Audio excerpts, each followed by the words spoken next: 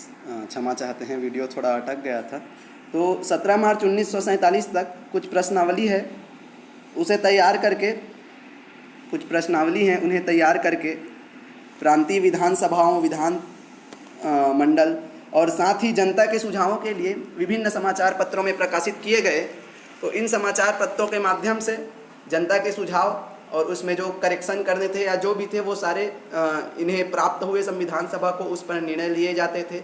इस प्रकार जनता की भी पूरी भागीदारी सुनिश्चित की जाती थी, ताकि ये ना हो कि सिर्फ उनके द्वारा चुने गए प्रतिनिधि मनमाना कानून बना दे।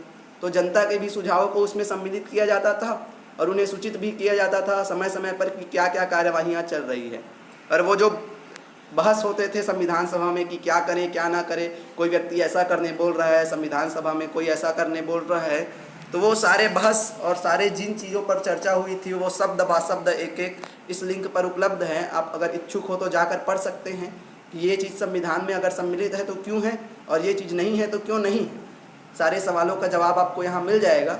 बहुत लंबा है, जिसे मूल रूप में आप अगर कोई सवाल हो तो या तो कमेंट बॉक्स में लिख के हमें पूछ लीजिएगा।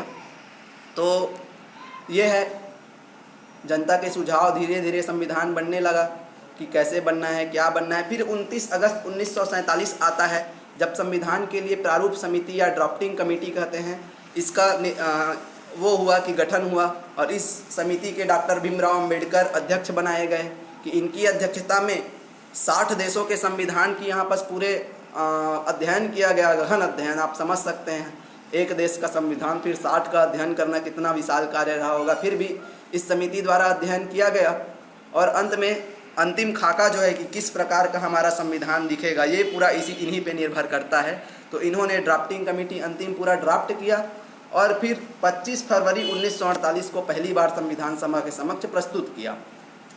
अब आप देखिए कि एक बार में कोई काम होता नहीं। पहली बार प्रस्तुत किया, कुछ लोगों ने आपत्तियां की कि ये नहीं, जनता ने भी कुछ कहा, उन सुझावों को लेकर उसमें सम्मिलित किया और फिर से रखा गया।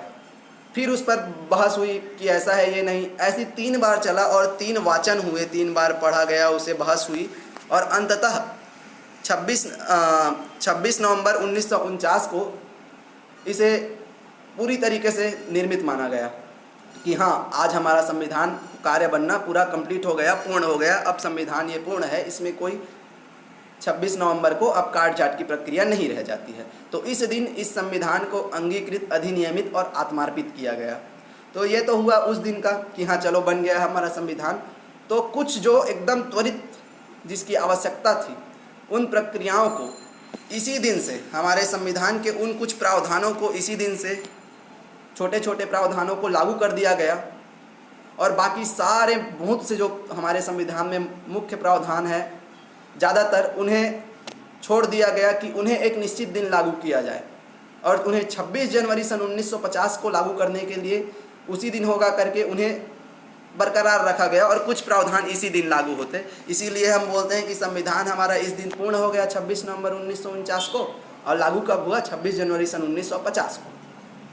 अब देखिए 26 जनवरी हमारा 1950 को संविधान लागू होना था, तो उससे पहले 1-2 चीज़ें थी जो बची थी 26 नवंबर को संविधान बनने के बाद भी। तो वो जैसे राष्ट्रगान का स्वरूप, राष्ट्रगीत का स्वरूप, राष्ट्रगान का स्वरूप कौन क्या कैसा है, इसमें से 1-2 थी कि किसे होना है।